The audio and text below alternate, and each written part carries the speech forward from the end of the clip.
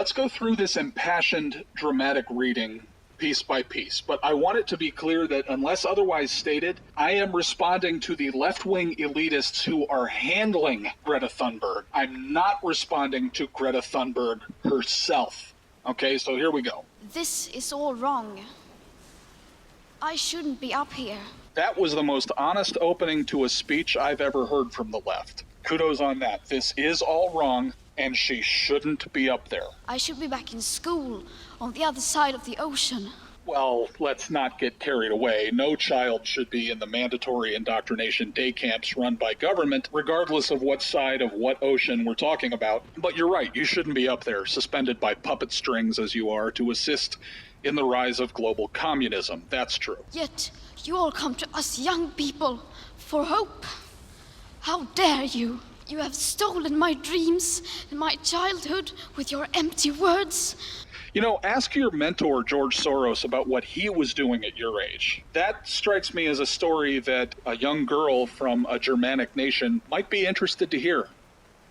And yet, I'm one of the lucky ones. Sweetheart, you are so unlucky.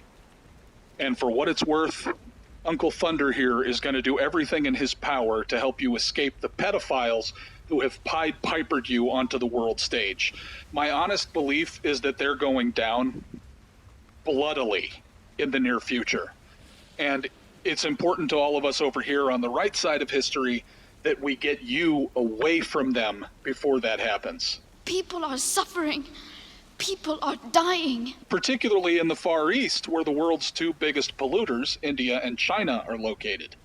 Entire ecosystems are collapsing. And have been since the dawn of life on Earth. We are in the beginning of a mass extinction. Okay, the human population on this planet is exploding. And your side of the political spectrum has been telling us all to stop having babies. So which is it? Are we going extinct, or are there too many of us? And all you can talk about is money and fairy tales of eternal economic growth. How dare you? All any environmental group talks about is money.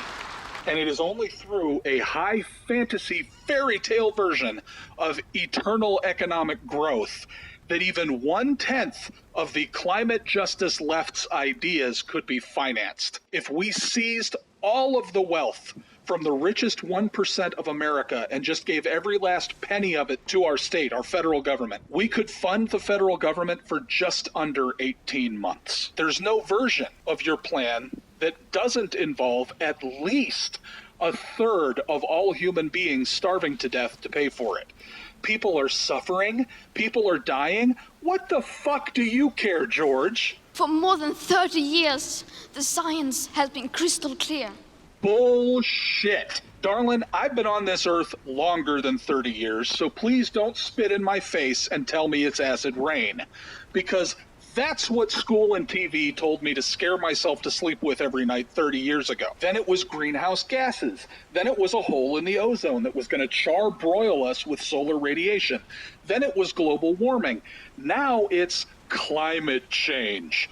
And it's always been climate change. Crystal clear, rock solid scientific prediction models have been massively overshooting the real trends for the last century. This dead in 10 years thing isn't anything new. Politicians have been saying it for the last 60 years. 40 to 45 years ago, global cooling was the thing we were all supposed to be pants-shittingly terrified of, because the same scientific industrial think tanks that you're still following today were telling everyone we were headed for another ice age. You guys have, at minimum, got to get your fucking story straight. How dare you continue to look away and come here saying that you're doing enough when the politics and solutions needed are still nowhere in sight?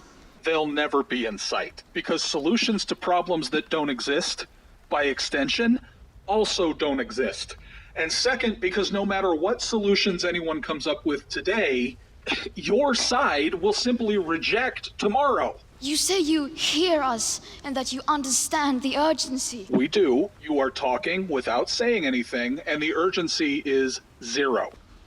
The popular idea of cutting our emissions in half in 10 years only gives us a 50% chance of staying below 1.5 degrees and the risk of setting off irreversible chain reactions beyond human control. I, too, am a fan of the horror genre in fiction. 50% may be acceptable to you, but those numbers do not include tipping points, most feedback loops, additional warming hidden by toxic air pollution, or the aspects of equity and climate justice. They also rely on my generation sucking hundreds of billions of tons of your CO2 out of the air with technologies that barely exist. Crystal clear science, ladies and gentlemen. So a 50% risk is simply not acceptable to us, we who have to live with the consequences. How dare you pretend that this can be solved with just business as usual and some technical solutions? When they say business as usual here, what they mean is every single iota of human endeavor that is not direct government control. This is the eternal cry of the leftist. We don't have room for your precious freedoms anymore. This, insert crisis real or imagined here, is more important than your individual liberties. It's an emergency and you must submit your life to the machinery of the state now. Refusal to submit is evil. With today's emissions levels, that remaining CO2 budget will be entirely gone within less than 8.5 years. But talking about money is crass, right? There will not be any solutions or plans presented in line with these figures here today, because these numbers are too uncomfortable and you are still not mature enough to tell it like it is.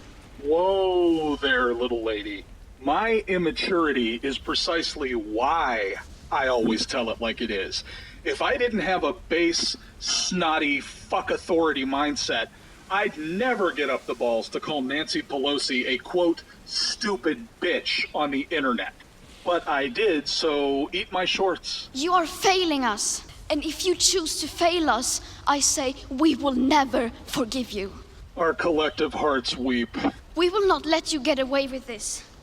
Right here, right now, is where we draw the line. And change is coming, whether you like it or not. I'll take things a totalitarian madman would say for 1,000, Alex.